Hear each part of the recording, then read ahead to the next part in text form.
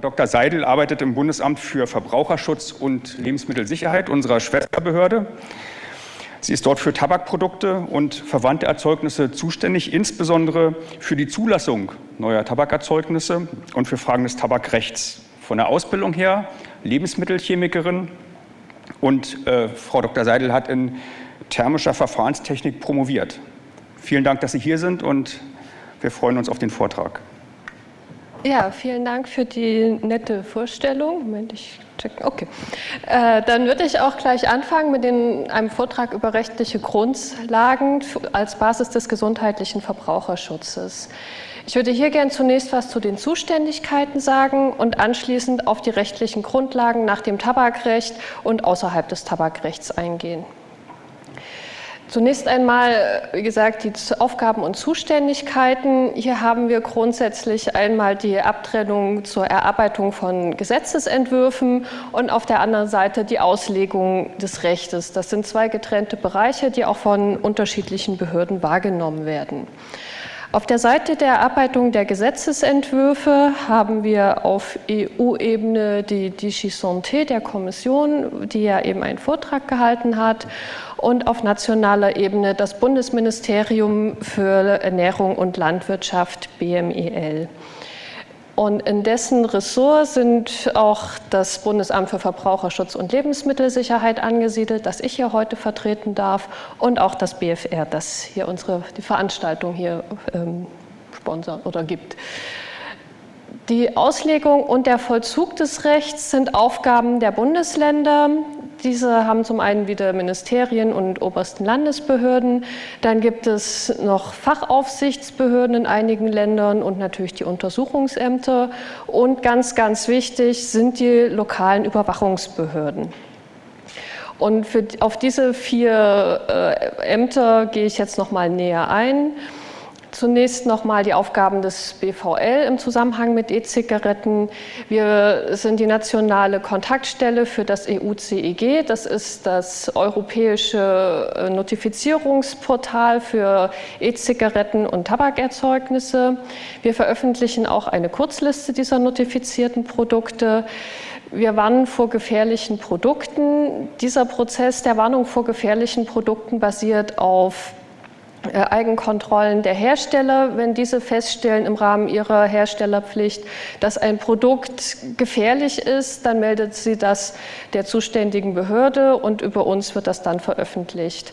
Und wir haben auch Aufgaben im Krisenmanagement, wenn es denn so weit kommen sollte. Das BFR hat heute schon vorgestellt, dass sie wissenschaftlich basierte Risikobewertungen machen und führen auch Studien im Auftrag des BMEL bzw. der Bundesregierung durch oder auch des Parlaments. Die Untersuchungsämter, die jetzt nach mir gleich noch was vorstellen werden, die führen chemische Analysen der Produkte durch, begutachten die Produkte rechtlich und nehmen zum Teil auch an Betriebskontrollen teil. Und ganz, ganz wichtig, wie schon gesagt, sind die lokalen Überwachungsbehörden, weil die rechtsverbindlich entscheiden, ob ein Produkt konform ist oder nicht. Sie entscheiden auch über die Maßnahmen, ermitteln bei Beschwerden und führen auch die Betriebskontrollen durch. Dann steigen wir auch gleich zu den rechtlichen Grundlagen an. Nach dem Tabakrecht haben wir ja, wie eben schon vorgestellt, die Tabakproduktrichtlinie, die EU-weit das Tabakrecht harmonisiert, einschließlich der nikotinhaltigen E-Zigaretten und E-Liquids. Und ich habe hier mal die 4 Säulen Produktbeschaffenheit, Inhaltsstoffe, Kennzeichnung und Mitteilungspflichten herausgegriffen als wichtige Punkte. National wurde die Tabakproduktrichtlinie in das Tabakerzeugnisgesetz und die Tabakerzeugnisverordnung umgesetzt. Das nationale Recht enthält zusätzlich noch die Vorgaben der Tabakwerberichtlinie und die Maßnahmen, die national geregelt werden. Und dann gehen wir auch gleich ein Stückchen näher ins Detail. Im Hinblick auf die Produktbeschaffenheit ist ganz, ganz wichtig, dass die Produkte kindersicher sein müssen. Sie müssen außerdem manipulations- und auslaufsicher sein sowie bruchfest. Die maximalen Füllvolumen nikotinhaltiger E-Zigaretten sind für Nachfüllbehälter 10 Milliliter und für Einwegprodukte und Einwegkartuschen 2 Milliliter. Die Inhaltsstoffe sind dahingehend als Rahmendaten geregelt, dass der Nikotingehalt maximal 20 Milligramm pro Milliliter betragen darf. Die 20 Milligramm pro Milliliter und auch diese maximalen Füllvolumen sind schon dazu gedacht, um schwerere Vergiftungsfälle zu vermeiden. Dann sind weiterhin Kategorien verbotener Zusatzstoffe festgelegt. Da komme ich auf meiner nächsten Folie nochmal dazu. Außerdem dürfen nur Inhaltsstoffe hoher Reinheit verwendet werden. Im Hinblick auf die Kennzeichnung ist wichtig, dass alle nikotinhaltigen E-Zigaretten den Warnhinweis tragen, dieses Produkt enthält Nikotin, ein Stoff, der sehr stark abhängig macht. Der muss exakt diesen Wortlaut tragen und in Deutschland auch in deutscher Sprache verfügbar sein. Es gibt noch verschiedene Pflichtangaben auf der Verpackung. Zum Beispiel müssen die Inhaltsstoffe angegeben sein und der Nikotingehalt und auch ein Jugendschutzhinweis. Und es muss jede E-Zigarette auch einen Beipackzettel haben mit einer Gebrauchsanweisung, mit Warnhinweisen für besonders gefährdete Verbrauchergruppen, nochmal Jugendschutzhinweise und natürlich auch toxikologische Daten und die Kontaktdaten des Herstellers oder Importeurs. Wie angekündigt, kommen wir jetzt zu den verbotenen Inhaltsstoffen. Da ist die Situation die, dass die Tabakproduktrichtlinie Kategorien vorgibt und diese wurden bei der nationalen Umsetzung mit Leben gefüllt, indem konkrete Stoffe benannt werden. Die erste Kategorie sind Vitamine oder Zusatzstoffe, die den Eindruck eines gesundheitlichen Nutzens erwecken können. National sind daher alle Vitamine, aber auch Aminosäuren oder Carnitin oder Natriumselenit verboten. Dann sind Koffein und Taurin oder andere Zusatzstoffe und stimulierende Mischungen, die mit Energie und Vitalität assoziiert werden können, zu verbieten. In Deutschland wurde neben Koffein und Taurin auch noch Thujon, verschiedene Zucker und Extrakte und Bestandteil von Kaffee, Tee oder Mate aufgenommen. Es sind Zusatzstoffe verboten, die färbende Eigenschaften für Emissionen haben, auch wieder um hier die Attraktivität zu senken. Dann sind natürlich Zusatzstoffe verboten, die in unverbrannter Form CMR-Eigenschaften haben, die also karzinogen, mutagen oder reproduktionstoxisch sind. Das sind einmal alle Stoffe, die nach Chemikalienrecht als CMR-Stoffe gekennzeichnet sind und spezifisch für die E-Zigarette noch unter anderem das Birkenteeröl oder das Methyleugenol. Und außerdem sind noch alle Inhaltsstoffe außer Nikotin verboten, die in erhitzter oder nicht erhitzter Form ein Risiko für die menschliche Gesundheit darstellen können.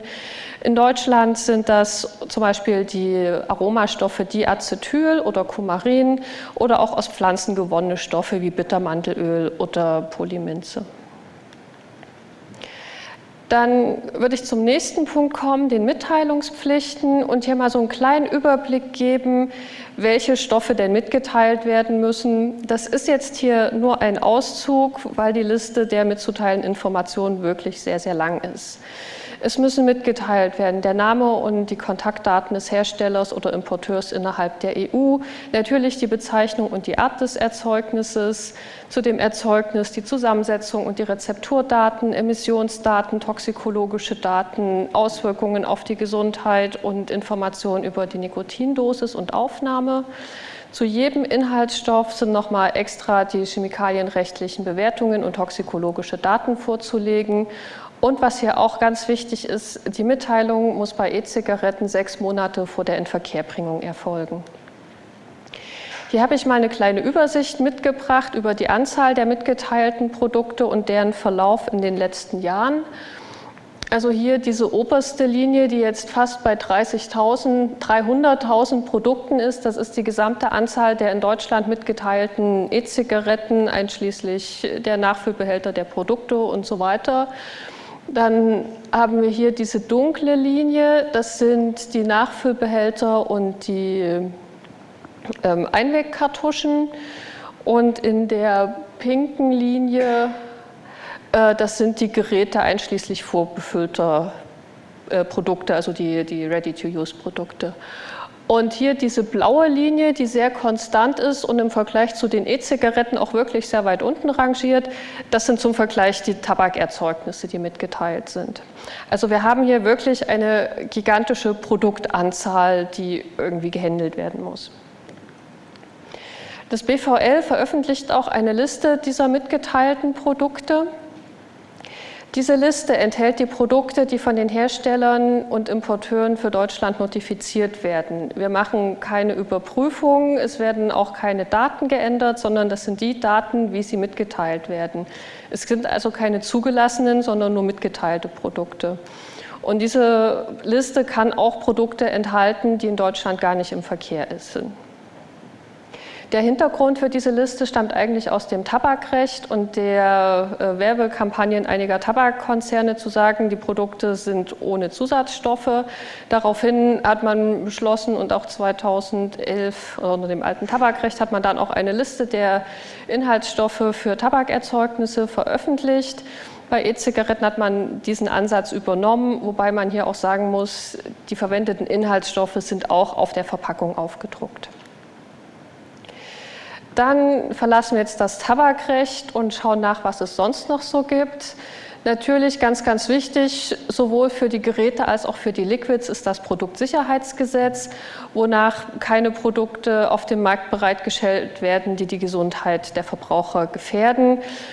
Dazu für die Beurteilung wird unter anderem berücksichtigt die Produkteigenschaften, aber auch die Produktaufmachung inklusive der Kennzeichnung und der Warnhinweise. Und es muss immer eine Angabe des Herstellers samt Kontaktinformationen auf der Verpackung sein. Der Hersteller ist ja in Anführungszeichen, weil nach Prot SG ist der Hersteller auch der Importeur oder eine andere verantwortliche Person innerhalb der EU. Und das Marktüberwachungsgesetz, das ist noch relativ neu, das regelt, dass endlich auch die Fulfillment Center und Online-Marktplätze zur Verantwortung gezogen werden können, wenn kein Hersteller oder Importeur verfügbar ist. Und natürlich kann vor gefährlichen Produkten auch öffentlich über RAPEX gewarnt werden. Dann für die Geräte spezifisch möchte ich im Rahmen dieses Verbraucherforums auch nochmal das Batterie- und Elektrogeräteersetz erwähnen, das die Entsorgung von Altgeräten und Altbatterien regelt, mit dem Hinweis, diese alten Geräte und die Akkus gehören nicht in den Hausmüll, sondern sind bitte an Wertstoffhöfen oder im Elektrofachhandel zurückzugeben. Das hat einmal Hintergründe des Umweltschutzes, aber auch der Ressourcenschonung und der Wiederverwertung. Und an die Liquids und deren Behältnisse, da gilt auch das Chemikalienrecht, insbesondere die CLP-Verordnung, sofern Nikotin drin ist. CLP steht für Classification, Labeling und Packaging, also die Einstufung, Kennzeichnung und Verpackung von Chemikalien. Sie sieht die Verwendung von Gefahrenpiktogrammen, Signalwörtern und tastbaren Gefahrenhinweisen vor, außerdem Gefahren- und Sicherheitshinweise. Und das sind jetzt mal die geforderten Hinweise für geringe bis hohe Nikotingehalte und für sehr hohe Nikotingehalte, dass dann diese Gefahrenpiktogramme verwendet werden müssen, außerdem die Signalwörter und die Gefahrenhinweise. Und jetzt zum Abschluss möchte ich nochmal auf das Jugendschutzgesetz zu sprechen kommen. Ich habe hier schon gezeigt, dass in vielen Regelungen der Jugendschutz eine Rolle spielt, aber es gibt auch noch extra Regelungen im Jugendschutzgesetz. Ganz wichtig ist, dass nikotinhaltige und nikotinfreie Liquids nicht an Kinder und Jugendliche abgegeben werden dürfen und sie dürfen auch nicht Kindern und Jugendlichen im Versandhandel angeboten oder darüber abgegeben werden. Der Konsum ist Kindern und Jugendlichen in der Öffentlichkeit untersagt und es gibt auch ein Verbot von Kinowerbung bei Filmen mit Jugendfreigabe. Und abschließend möchte ich noch mal zusammenfassen. Wir haben sehr klar strukturierte Zuständigkeiten, um die verschiedenen Bereiche, also einmal die Erstellung von Gesetzesentwürfen und auch die Überwachung und Kontrolle zu regeln. Und dann haben wir verschiedene Elemente wie die Kennzeichnung, die Zusammensetzung und die Produktbeschaffenheit, die einen sehr guten Rahmen bieten für den Gesundheitsschutz. Für den Verbraucher ist am besten die Kennzeichnung zu erkennen. Dabei ist wichtig, dass auf Warnhinweise in deutscher Sprache geachtet werden, dass Inhaltsstoffangaben auf der Verpackung sind und natürlich eine Herstellerinformation. Und dafür bedanke ich mich für Ihre Aufmerksamkeit.